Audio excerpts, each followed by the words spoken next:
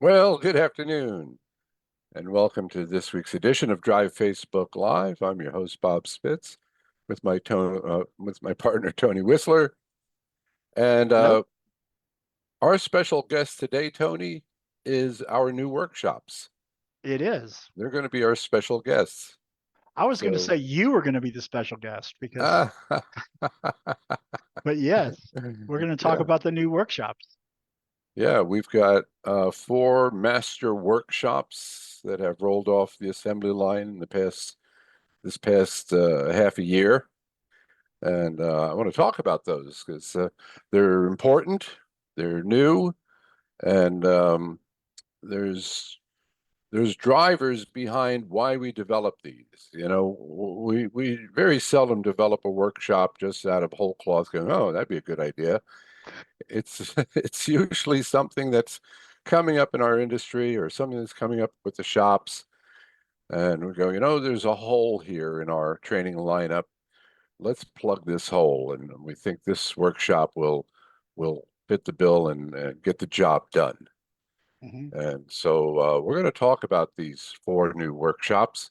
And the first one, Tony, I want to talk about is the one called risk management. Hmm.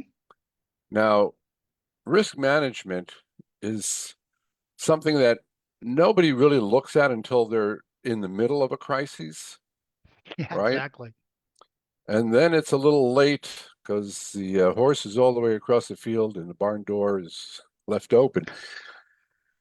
But yet, it can really tear a shop up, a small business up, with lost revenue, lost time, damage, you name it. There's so many different things that can happen, and no one ever expects to be caught in the middle of a crisis, Exactly. No one is. unless you're in hurricane country and you know They, it's coming, it's, right? what month But is it?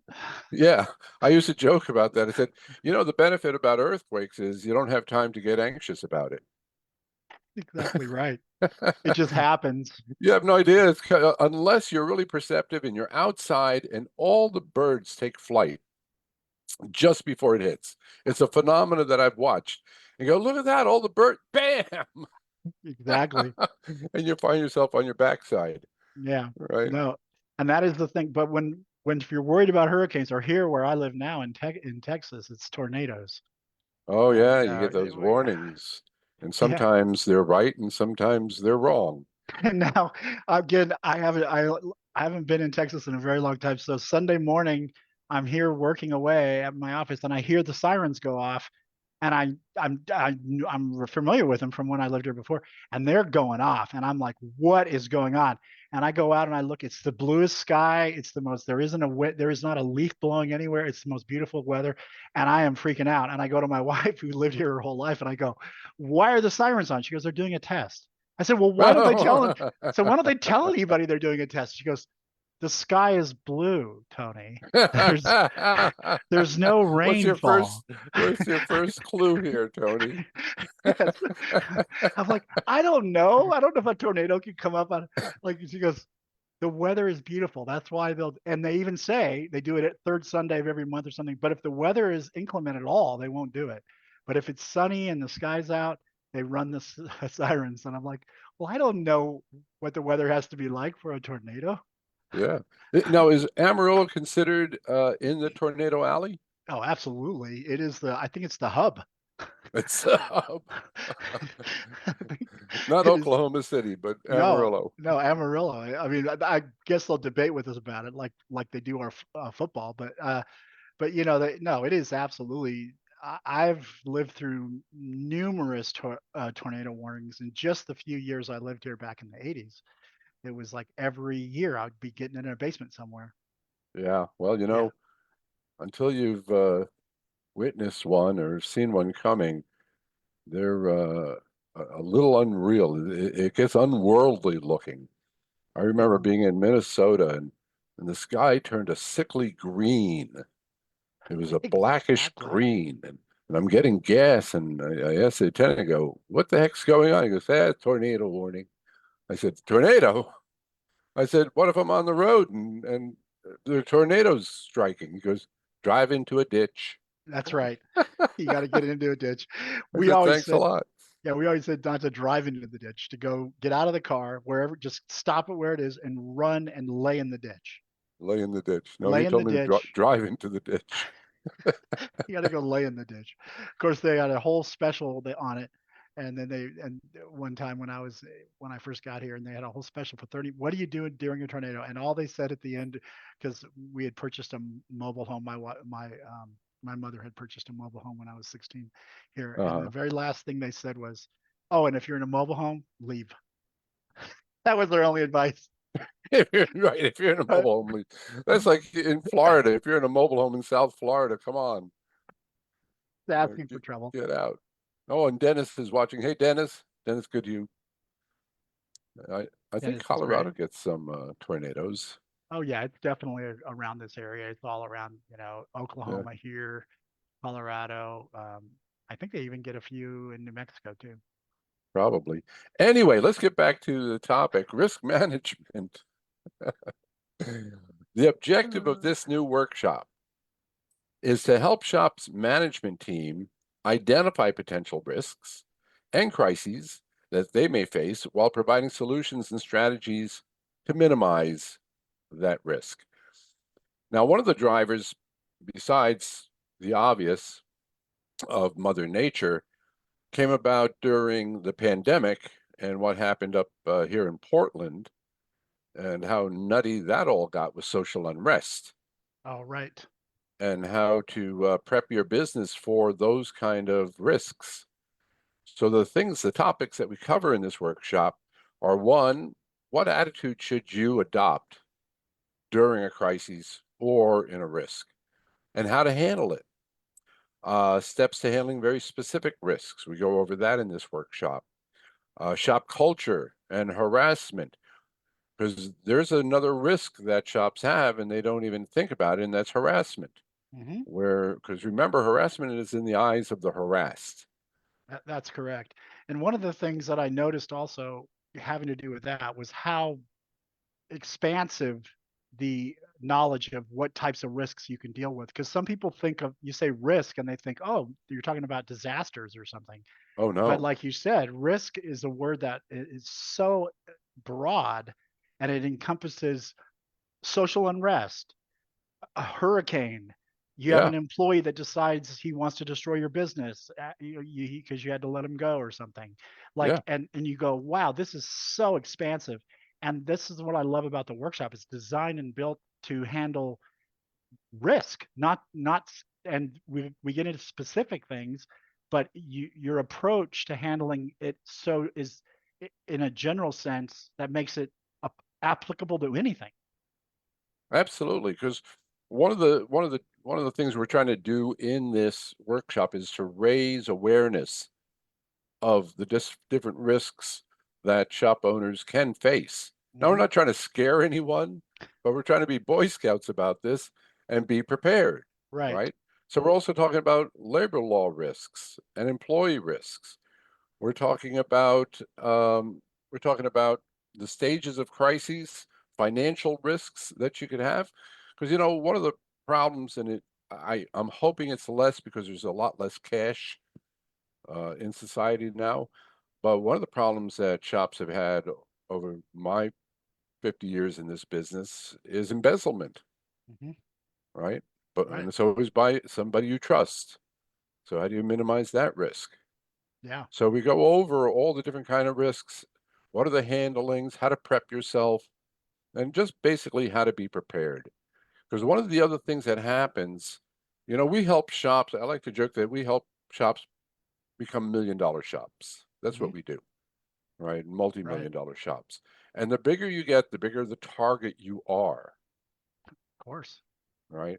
Especially from your competition. So we also talk about what do you need to do to safeguard the shop as far as safety and healthy and health hazards. And along with this workshop, the material is dynamite because we give the FEMA, that's the Federal Emergency Management Administration, they've got these great toolkits for every imaginable natural disaster, hurricanes, floods, wind damage, earthquakes. And so those toolkits are also included with this workshop. Very good. So, yeah, I think it's going to be a great workshop. And when is that one scheduled to be delivered, Tony? March 25th through March. April 3rd. I just put it on the calendar. So if you guys have been looking at the calendar, then just know that I just added it before the show because I really wanted to make sure that we had it. So it's in there. That's when we're doing it. Okay. Now, oh, Hector. Hello, Hector. Hector from Hector's Auto is watching. Hi, Hello, glad Hector. you're here. Very nice. Yeah. Thank you. The next one, let's talk about the next one, Tony, and that's crafting business plans that win investors and secure bank loans. Hmm. All right. So once again, the driver behind this is having shops wanting to expand and not knowing the best way to secure funds for that expansion that they're planning. Right. One of our good clients just went through that and did a wonderful expansion of his shop. And if it's done right, it all works well. If it's done wrong, it doesn't. And it can be heartbreaking. You've got a whole plan, you got a goal, and you can't find the money. Nobody puts any trust in your ability to do what you do. So, in this workshop, the objective is to give owners of shops the tools necessary to create a business plan to secure the needed finances for expansion. Because that's Right. what anybody who's going to invest, they're going to want to see your business plan. What's your business plan? And it can't be, well, I plan to make $1 million. That's my plan, Exactly. And then and I want to, I'll pay I'm you back. right. And I wanted to just add a point to this. We've been teaching the knowledge of how to plan into the future at Drive for 30 years, and we've taught a lot of our clients exactly how to do the right kind of planning, and we've even taught them how to do a 1 year plan and how to do a 5 year plan.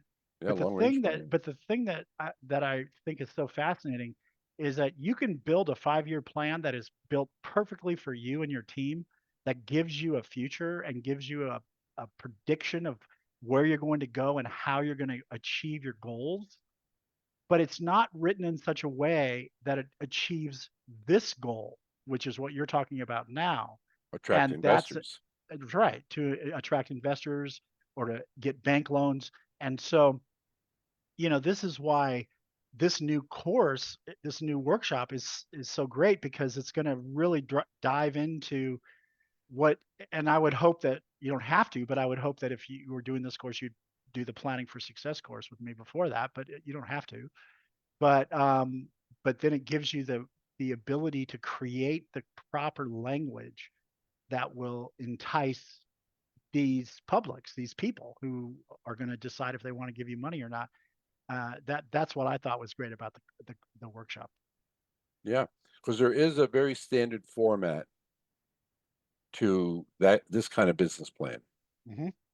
So what we cover in the workshop is what is a business plan, the one that you're going to use to attract or secure loans or attract investors, why you need it, okay, why that's important, the key sections of a business plan, because it is an actual formula. There Hmm. are there is a way to lay out a business plan to do this. Uh, Understanding what's called a SWOT, and that's not SWAT, but that's a SWOT analysis, which is your strength, weaknesses, opportunities, and threats, how to do that analysis, Hmm. and really how to do your due diligence in putting together this plan, and then tailoring that business plan to you specifically for what it is you're trying to do, right? So there's a wonderful example in this workshop, in the workbook. We mocked up a business plan for a shop, and it's a great example of how to put one together.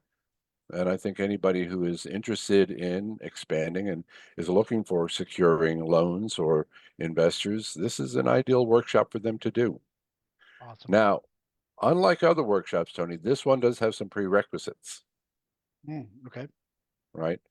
And we want them to have finished all of our financial management workshops, the suite of them, Hmm. and the planning for success. Oh, well, good. Well, then they good. And that makes sense to me because I think I would have thought that they should do the planning for success workshop before anyway. Yeah. So that's very nice. That's very Yeah. good. And when is this one scheduled? Is it scheduled yet? Now, I haven't scheduled this one yet. Now that's what this one feels like such an important one that I wanted to get some feedback. So, but if I don't hear any from our clients on when they'd like to see this one in place, if people are really clamoring for it, I'll try to get it in January. But if not, then I'm going to put it in April. But I haven't put it on the calendar yet because April All is right. in the next quarter. So April feels like next week. yeah, it does. It How does. long did it take this year to go by? Was it 2 weeks now? It was about three, I think. I About think. 3 weeks Yeah. for 2024 to occur. I know it's like wild. All right, great. Um, let's talk about the next master workshop that we put together. And this one is expanding your auto repair business or scaling your auto repair business. And Mhm. if you want to become a multiple shop operator, how do you do it? Right? You Wonderful. just go down the street and make a deal with the guy and go, yeah, I'll buy your business. Or somebody's retiring, and go, okay, I'll buy your business. All right, and let's start. Yeah. Well, that has happened in the past. And and one of the drivers to this workshop has been the struggles we've seen our guys go through in opening up a second location because they didn't do their due diligence. They didn't think it through properly. And now they've got not one shop, but two shops. And instead of the main shop, which was doing great, now they've got two struggling shops. That's right. That I've had a few clients that happened with. They had a wonderful shop. They were so close to being fully operational where they really could go to Tahiti for like 6 weeks if they wanted to. And they said, well, we really want to pull the trigger on this. We want to get that second shop. And I'm like, well, you're almost there, but we got some things to do. And they were like, I think, but they found a spot. It was kind of like the market kind of pushed. And they said, we got a Mhm. spot. We got to take it now, Tony. And I'm like, okay, well, you just know what you're in for. And they got into that second shop. And then both shops struggled a little bit because they were kind of Robbing Peter to pay robbing Paul. Peter to pay Paul, like particularly with staffing and some other stuff. And so it became, and then they're like you said, it was just exactly like you described. They're running two shops that neither are now operational, and it was a struggle. They didn't regret the timing on it because they really got a great opportunity. They took advantage of a great opportunity, but it just would have been so much prettier if they could have just gotten a couple more months under their belt and gotten that first shop fully operational. If they'd have done that, then they could have just gone right when they Yeah. got the next one. Oh, by the way, Mobile Mark is watching. Hey, Mark. Hey, Mark, good to see you, my friend. Hope all is good in Florida. And there's a question, is there a type form to sign up? To sign up for the workshops we have in the calendar. Yeah, Is is that there a type form to sign up? Isn't it scheduled? Oh, yeah, if it's not on the calendar, it should arrive today. So those the three that I have scheduled will be on in the calendar. I'll make sure that they get there. There's a little bit of some timing issues sometimes. It might have not landed just yet, but I think that at least two of them have actually landed in the client portal. Oh, Carolyn's just saying the type form is posted. Oh, good. Yeah, it's posted, I guess, in the Facebook Live page. Well, there you go. Yeah, And if you want to use the client portal, you can do that as well. yeah, absolutely.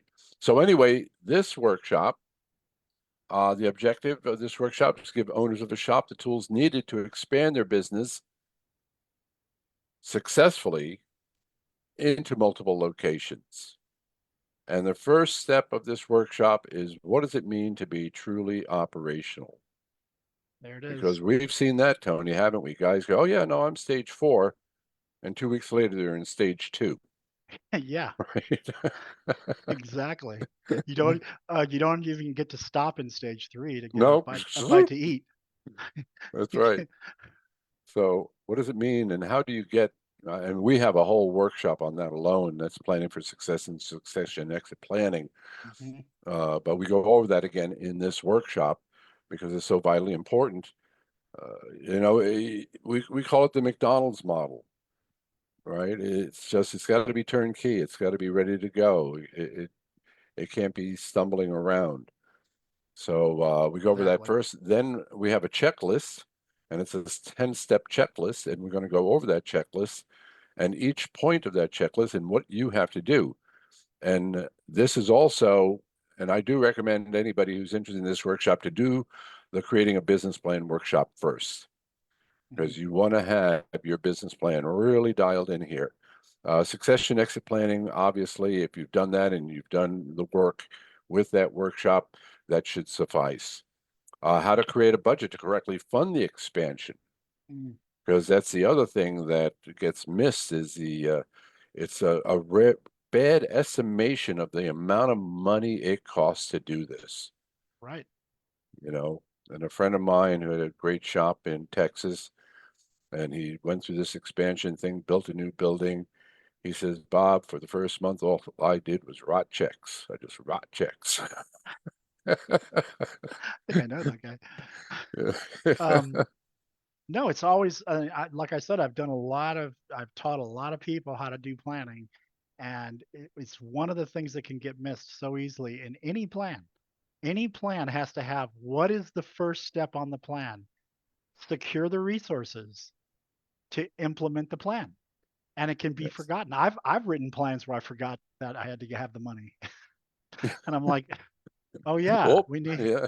Got we to need fund to this got to thing. put that back in there, and that's just it's an easy thing to overlook where you go, yeah, if you're going to you're going to throw a party, you got to know how much money it's going to cost to get the catering or the, you know, You and got it's to do like that that. full estimate, and Yeah, you got, it's got to be realistic. yeah, And underestimating just leads you into hardship, and then you definitely need to go get another loan, right? exactly. So the other workshop Yes. is pretty important. Yeah, And then how absolutely. to select the right business structure, because that's another thing you don't necessarily think about. Is the new location going to have the same branding, the same name? Is it going to be a standalone? Is it going to be a satellite? How am I going to structure this business of mine? And I love how you mentioned those questions because I have had clients that have done it every way you just described. They've done it every way. They said it's going to be the same name. We're going to brand it. We're going to try to build a chain. They've done uniquely different work shops with a totally different name, and it all works if you have it. If you make the decision that that's how you want it to be, And you and plan it out. you plan it out. You know Exactly what you're right. getting into. And then, of course, the pros and cons of being an MSO, There because you you can go. immediately say, oh, well, look, I'm going to double my income. I'm going to double my gross. I'm going to double. Well, there are some cons too, and you need to know what they are so that you can prep for them. Yep. And once again, we want you to do planning for success before this workshop. We want you to do succession and exit planning, and of course, the financial workshops. These are all advanced workshops. These are not for someone who's just coming onto our program and they're struggling to hit OBE, Right. Right. right? These are advanced workshops for those who are ready for this, who want to build that empire. And Mike Lee, for those of you who knew him, came from an MSO. TransKing was the second largest independent of transmission shops in California. And boy, they struggled at times. But by the time they got to their fourth store, they had six stores. The fourth store, they had it so dialed in that they were profitable in the new location within 30 days. Beautiful. That Yeah. is that is But they paid sweet for that song. knowledge. You know, Hard one they almost went broke twice. during those first three. Yeah. You're saying, yeah, Right. yeah, So yeah. yeah, we're tapping in on that knowledge.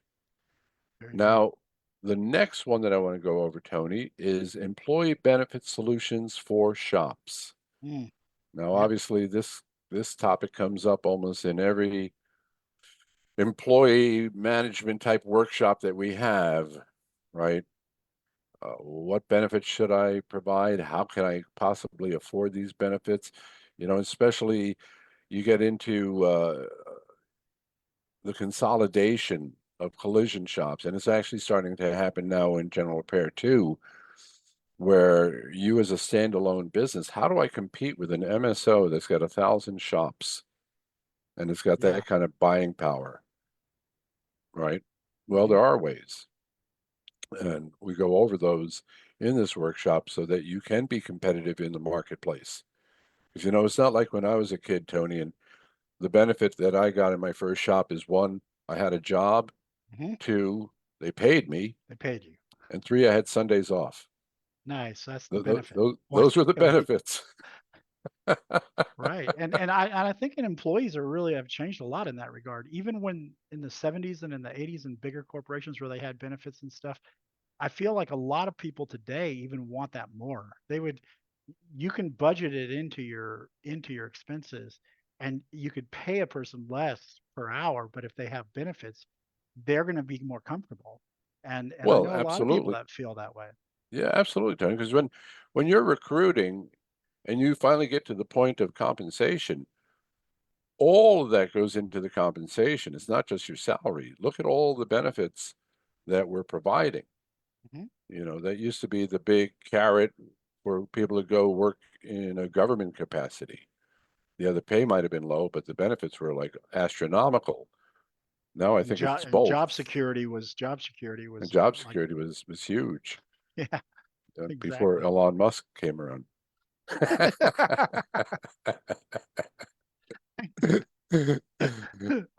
So, yeah, we're going to go over what are benefits, what are intangible benefits, what are tangible benefits, how to position yourself with your recruiting so that you paint a really true picture. Because so many times you don't think about what you do as being beneficial to a recruit, and yet these are huge benefits.